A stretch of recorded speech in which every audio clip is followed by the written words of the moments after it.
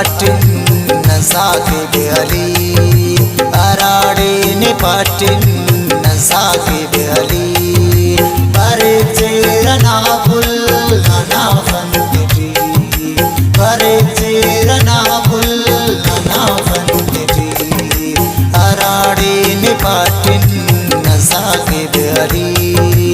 Arade ne patin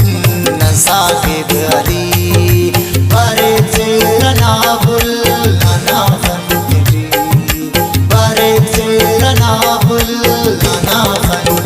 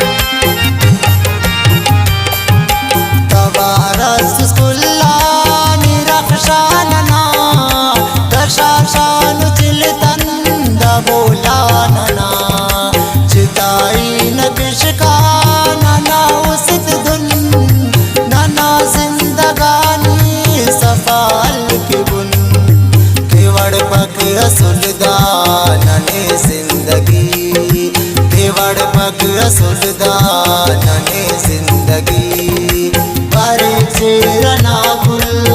ना बंदगी बारे चेरना बुल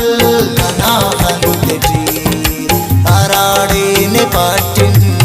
साक़िब अली अराड़ी ने पाटिन